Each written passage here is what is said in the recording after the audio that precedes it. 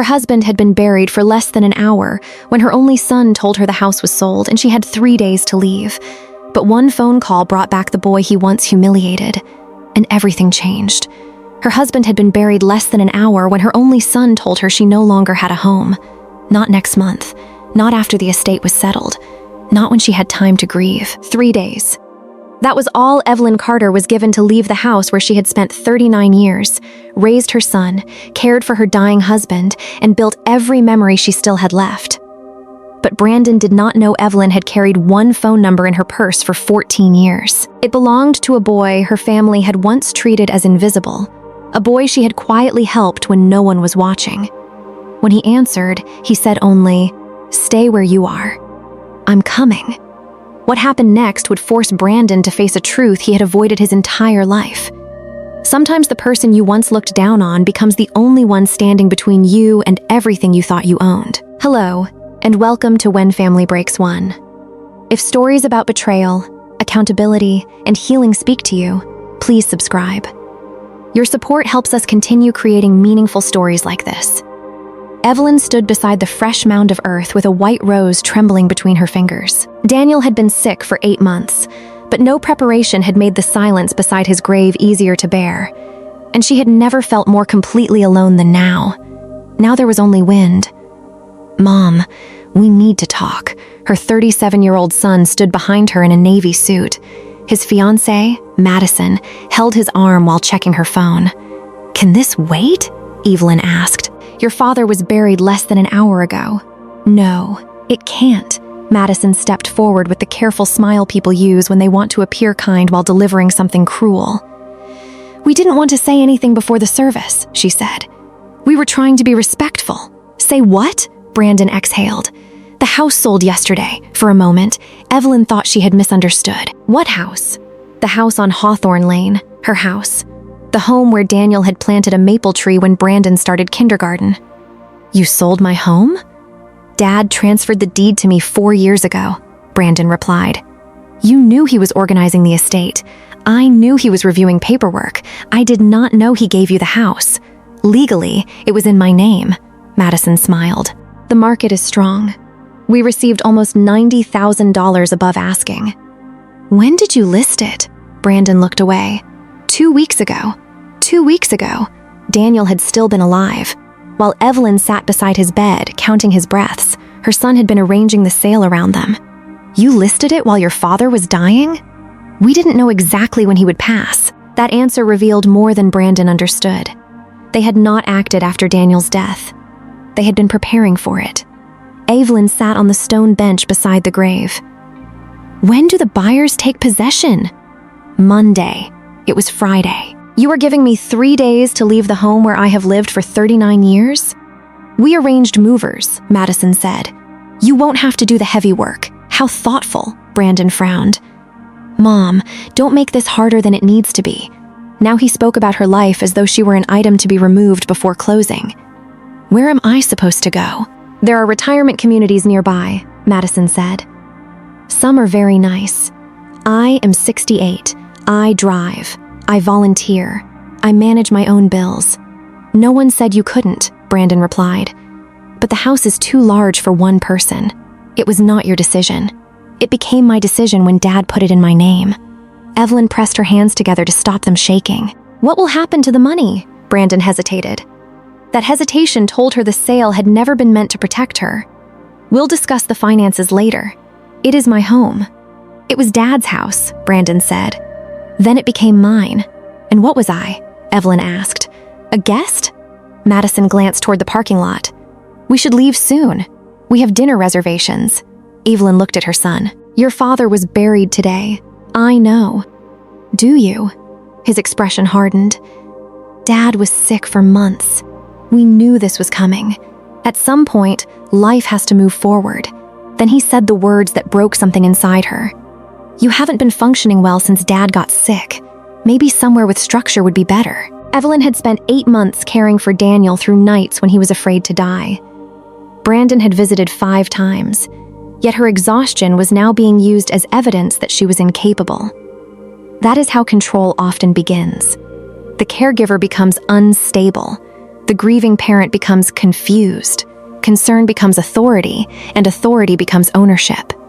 Evelyn stood. "I need to make a phone call." "To whom?" Brandon asked.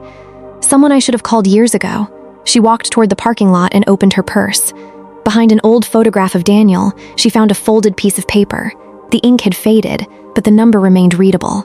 Her fingers trembled as she dialed. The phone rang twice. A deep voice answered. "This is Adrian Reed." "Adrian, this is Evelyn Carter." There was a brief silence. "Mrs. Carter? Is everything all right?" "No," she whispered. "Daniel died. We buried him today.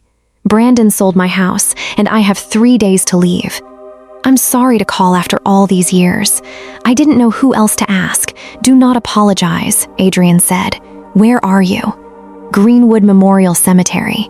Stay exactly where you are. I don't want to cause trouble." "You are not causing trouble. You called someone who cares about you. I'll be there in 25 minutes. The call ended. Evelyn held the phone against her chest. Her greatest danger was not that she lacked money or legal knowledge. It was that her own son had made her believe she had no one else to call. Isolation is one of the strongest tools in family exploitation.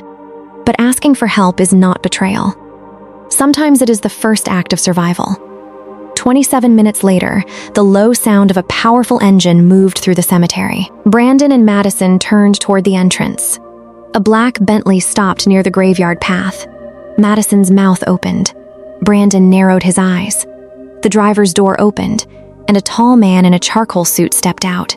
He looked directly at Evelyn. Then he began walking toward her.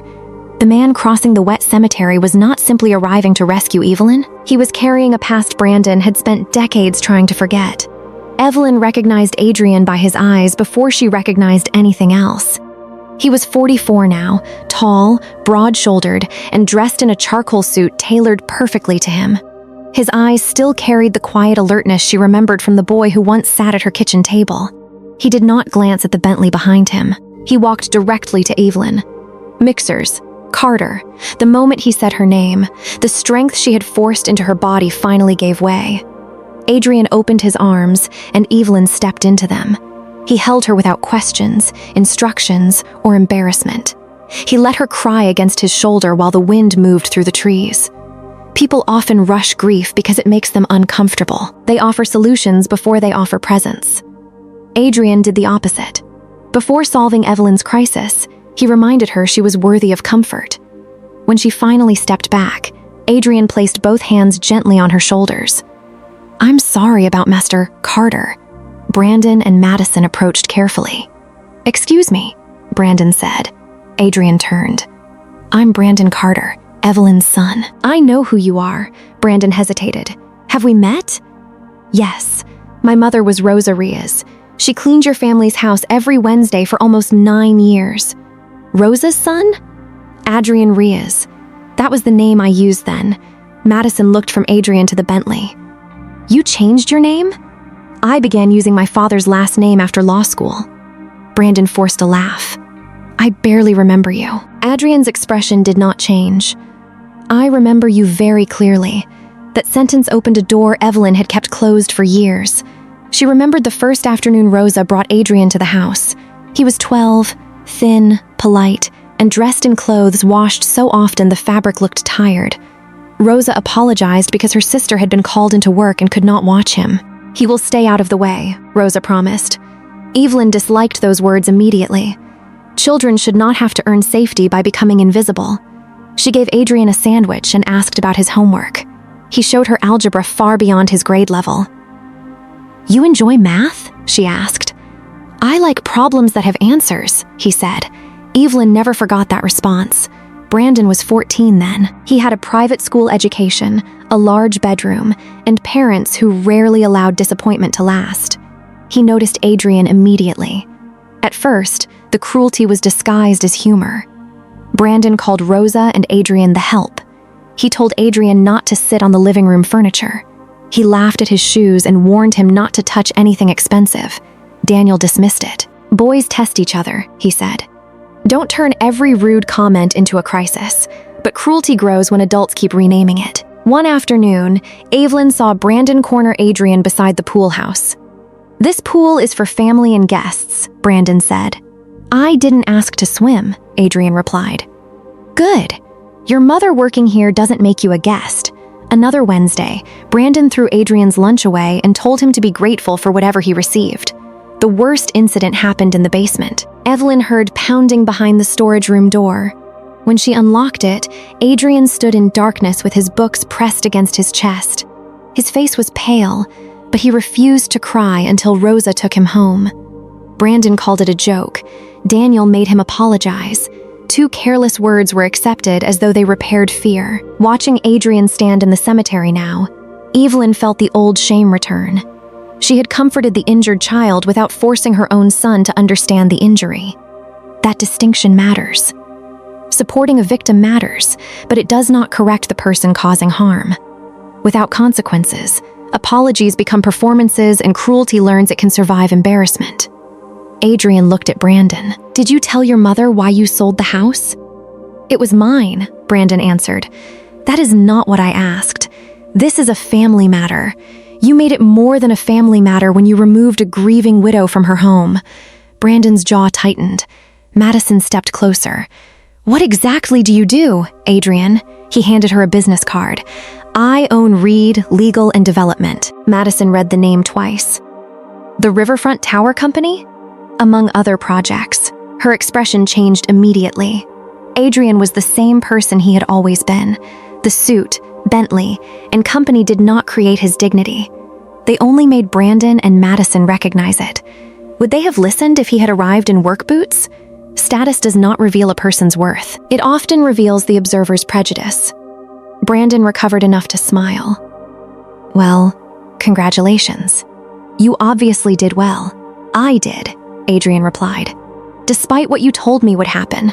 On Adrian's final afternoon at the house, Brandon had cornered him in the garage. Evelyn had not heard the conversation, but she remembered Adrian leaving with rigid shoulders and his eyes fixed on the ground. Now Adrian turned to her. "Mrs. Carter, did Daniel ever tell you he contacted me?" Evelyn stared at him. "My husband knew where you were. He came to my office 4 years ago." "Why?" "I need to show you the documents before I answer that." Brandon stepped between them. "Mom, you are not going anywhere with him." 20 minutes earlier, he had told Evelyn to find a retirement community. Now he was pretending to protect her from the only person who had answered her call. "I'm going with Adrian," she said. "You don't know him anymore." Evelyn looked at Adrian. "I know what kind of boy he was." Then she looked at Brandon. "And today, I learned what kind of man you became." Adrian opened the Bentley's passenger door. Evelyn sat inside, and the cemetery disappeared behind them. For several minutes, neither spoke. Then Evelyn turned toward him. "There is something I should have told you years ago." "The scholarship," she said. There was no anonymous foundation. His hands tightened around the steering wheel. "It was only me." Adrian pulled into an empty church parking lot and stopped. "You paid for Cranston Academy?" "Yes." "College?" "Yes." "Law school?" "All of it." He stared through the windshield. "Why didn't you tell me?" "Because I wanted you to succeed without feeling owned by my kindness." Adrian's eyes filled. "You gave me proof that Brandon was wrong about me." Evelyn reached for his hand. "No. You proved him wrong. I only opened a door." Adrian bowed his head. "My mother believed it was a miracle." "Your mother was the miracle." After a long silence, he restarted the car. Then his voice changed. "Mrs. Carter, Daniel did not give Brandon that house without conditions." Evelyn turned toward him. "What conditions?" "The kind your son apparently never bothered to read." In that moment, the story stopped being only about an old kindness returned. It became a question of what Daniel had discovered, why he trusted Adrian, and how much danger Brandon had created without realizing it. The moment Adrian said the house had conditions attached to it, Evelyn understood that Daniel had left behind more than grief. He had left a secret structure designed for a danger she had never fully seen. Reed Legal and Development occupied the upper floors of a glass tower overlooking downtown. The elevator opened into a quiet reception area where the staff rose when he entered, but Adrian did not slow down to enjoy their respect. He kept one hand near Evelyn's elbow and guided her toward his office, as though protecting her from another shock he knew was coming. A framed photograph of Rosa stood on his desk. She wore a blue dress and held Adrian's law school diploma. "She looks proud," Evelyn said. "She was," Adrian replied. "She died knowing I became an attorney, but she never knew your name." His assistant entered with 3 thick folders. Adrian waited until the door closed. "What I am about to show you may be painful." Evelyn looked at the files. "I buried my husband this morning and learned my son sold my home this afternoon. Pain has already found me." Adrian opened the first folder. 4 years ago, Daniel came to my office because Brandon tried to borrow money against the Hawthorne property. Why would he do that? He had gambling debt. The words sounded impossible. Brandon does not gamble. Adrian turned several statements toward her. Online betting transfers, casino withdrawals, credit card advances, private loans, and payments to names Evelyn did not recognize. Daniel discovered about $56,000 in losses, Adrian said. Some was repaid, some was replaced by new debt. Evelyn read Brandon's name beside amounts large enough to change a life. Daniel knew? Yes. He believed you would try to rescue Brandon. Evelyn opened her mouth to object, then stopped. She remembered the credit card balance she paid after college, the failed business she helped finance, and the rent she covered when Brandon claimed his employer had delayed payroll. Each rescue had been described as temporary. Each one had prevented him from carrying the full weight of his choices. I find this part of the story difficult because love can disguise itself as protection long after it has become permission. Parents rarely intend to raise an entitled adult. They simply solve one emergency, then another, until consequences become something the child expects other people to carry. Is that why Daniel transferred the house? Evelyn asked. Partly. He feared Brandon would pressure you into selling after his death. But the transfer was not unrestricted. Adrian opened the second folder. The property was placed in a conditional family trust. Brandon could manage it, but he was required to guarantee you lifetime occupancy or provide comparable housing approved by the trustee. Who is the trustee? I am. Evelyn stared at him. Daniel appointed you? Yes. He wanted someone with legal experience, no financial dependence on the family, and a reason not to be intimidated by Brandon. Adrian pointed to a highlighted paragraph. If Brandon failed to provide housing and support, his control could be suspended. Any sale could also be challenged, depending on the documents and the law that applies. So the buyers may not keep the house? The transaction is subject to review. I will seek an emergency order to pause the transfer while the title company and court examine the restrictions. The buyers should have protections through escrow and title insurance, but Brandon may be responsible for losses, fees, or false statements if he concealed material facts. Why did Brandon need the sale completed so quickly? Evelyn asked. Adrian opened the financial investigation. He owes approximately $21,000 to a private lender named Victor Salerno. Daniel believed Brandon might be pressured to liquidate property before anyone could intervene. Is Victor dangerous?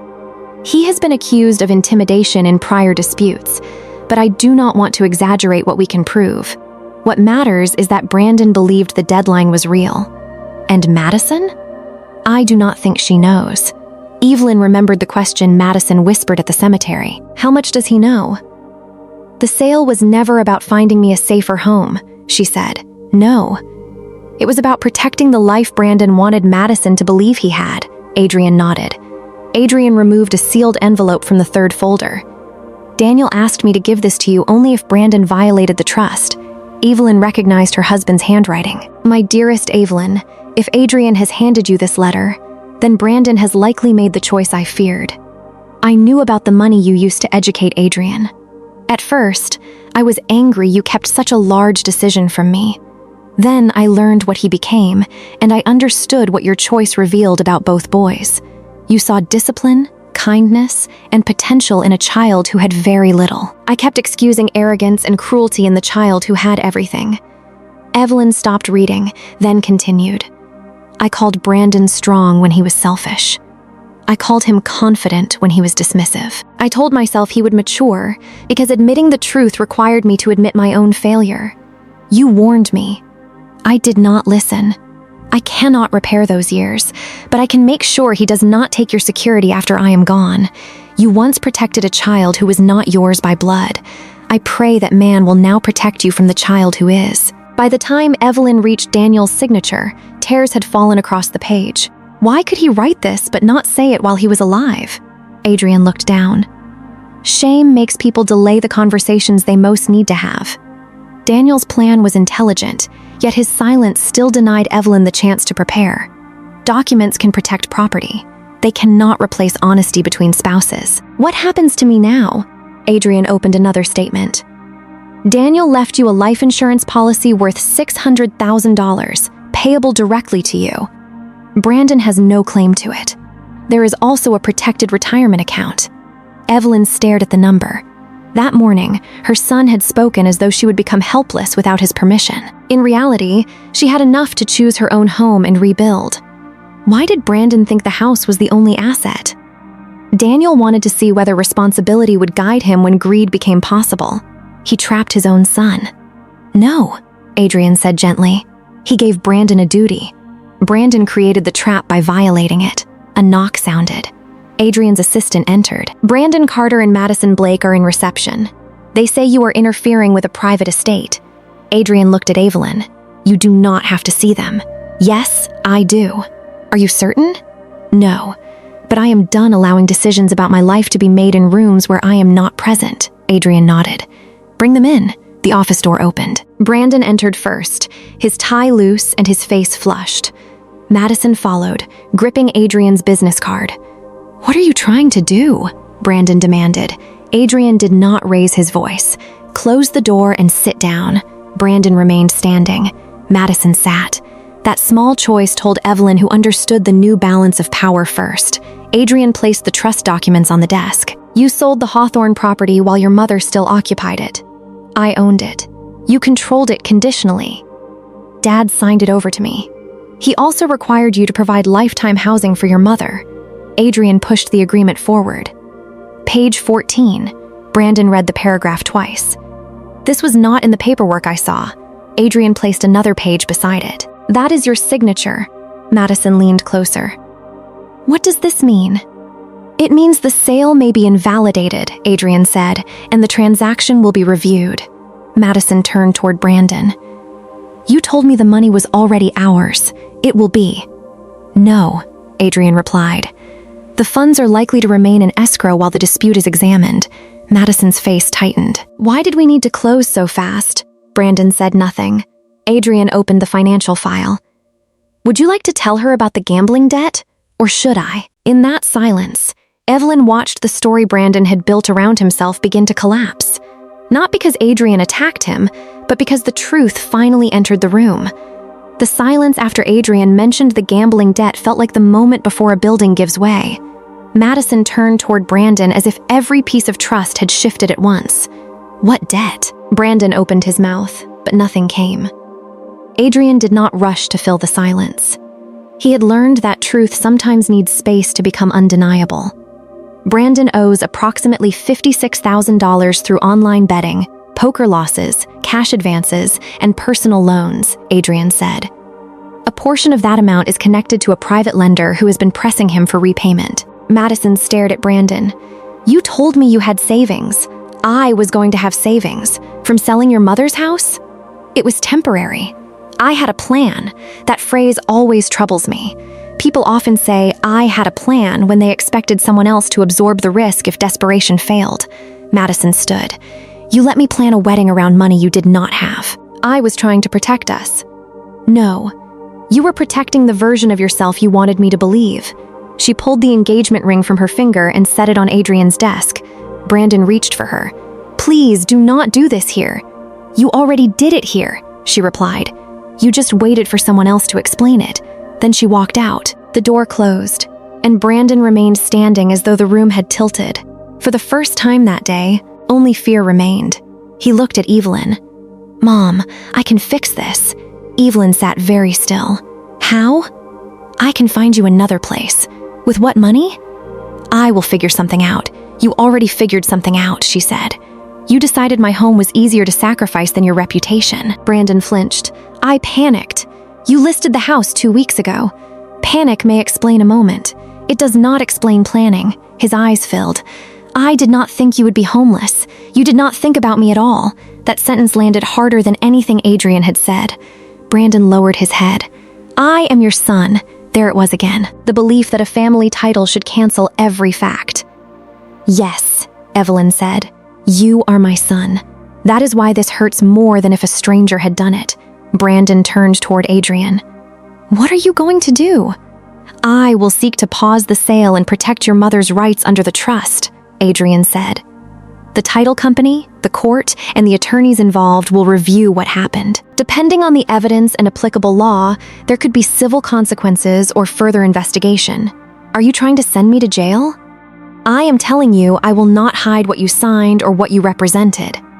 Brandon's breathing became uneven. "You hate me." Adrian's expression tightened. "For years, I thought I did." Evelyn looked at him. Adrian stepped away from the desk. "When I was 14, you locked me in a dark room because you believed my mother's job made me less human. You destroyed my schoolwork. You told me I would never become anything more than the child of a servant. I was a kid. You were old enough to recognize fear. I apologized. You repeated 2 words because your parents told you to." Brandon's face reddened. "So this is revenge." Adrian did not answer immediately. That hesitation mattered. "I used to imagine meeting you again," he said. "I imagined being successful while you needed something from me. I imagined having the power to decide whether you suffered." Brandon went pale. "And now?" he asked. "Now you have made that fantasy very easy." "Adrian," Evelyn said softly. He looked at her. "If you use your power only to make him feel what you once felt, then he is still deciding what kind of man you become." Adrian's anger did not vanish, but something shifted. Evelyn continued. "Justice may require consequences. It does not require humiliation. I will not protect Brandon from the truth, but I will not ask you to become cruel in my name." Brandon looked at his mother with disbelief. "You are defending him?" "No, I am protecting him from becoming like you were today." The words cut through the room. Brandon sat down. His shoulders collapsed. "I have a problem," he whispered. "Yes," Evelyn said. "I cannot stop betting." For the first time, he was naming what he had been hiding. "I need help," he said. For Evelyn, that distinction mattered because she had spent years mistaking immediate relief for the kind of help that builds lasting character and trust. Adrian returned to his chair. "Help will not mean erasing the consequences. I understand." "No," Adrian replied. "You are frightened. Understanding will appear in what you do after the fear passes." He took out a legal pad.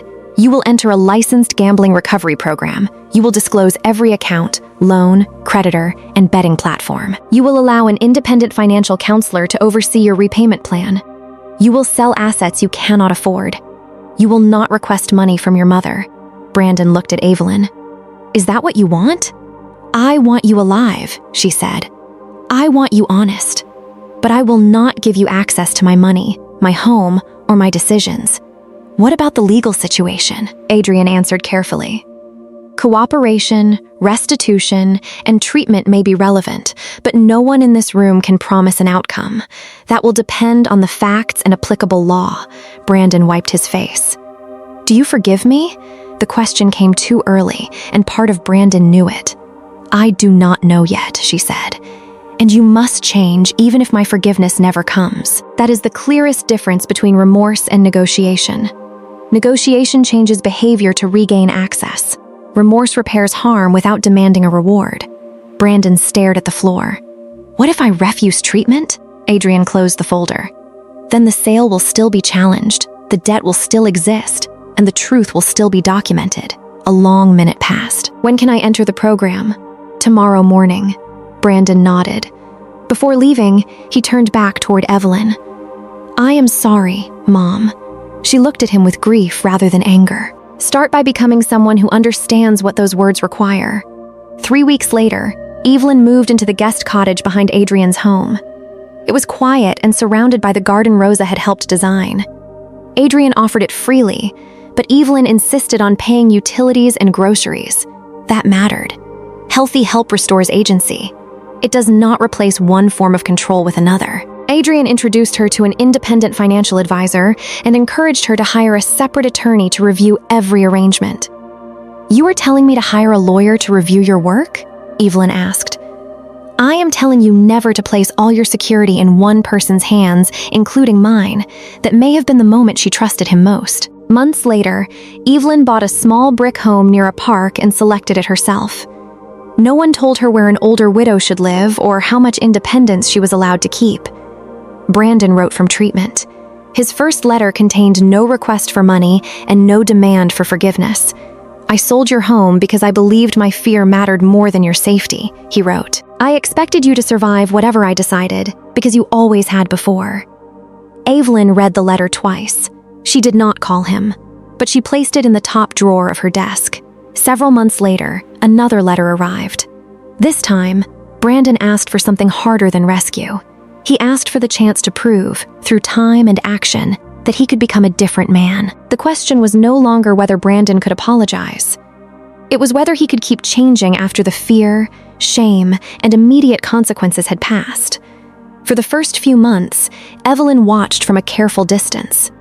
Brandon completed the recovery program, moved into a modest apartment, and accepted a job at a non-profit financial counseling center. The position paid far less than the life he had pretended to afford, but that was part of its value.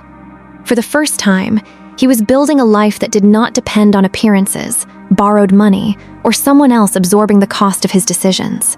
He sold his luxury SUV and used the proceeds to begin repaying creditors. He attended weekly recovery meetings, gave his counselor access to every account, and stopped asking Evelyn to reassure him that everything would return to normal. People often imagine redemption as a dramatic moment, a tearful confession, a public promise, a perfect reunion. But real change is usually quiet. It appears in ordinary choices repeated when no one is applauding. It is paying a debt instead of explaining it away, respecting a boundary even when it hurts, and continuing treatment after the crisis no longer feels urgent. Evelyn met Brandon once a month with a counselor present. Their conversations were not easy. Some days he spoke honestly. Other days he became defensive and had to correct himself. Evelyn did not reward every improvement with immediate trust. She listened, observed, and allowed time to do what emotion could not. "One afternoon," Brandon said, "I used to think being your son meant you would always have to forgive me." "And what do you think now?" Evelyn asked. "I think being your son means I should have protected you before I ever needed forgiveness." It did not erase the cemetery, the sale, or the humiliation. But it was the first time Brandon described sonhood as a responsibility rather than a privilege.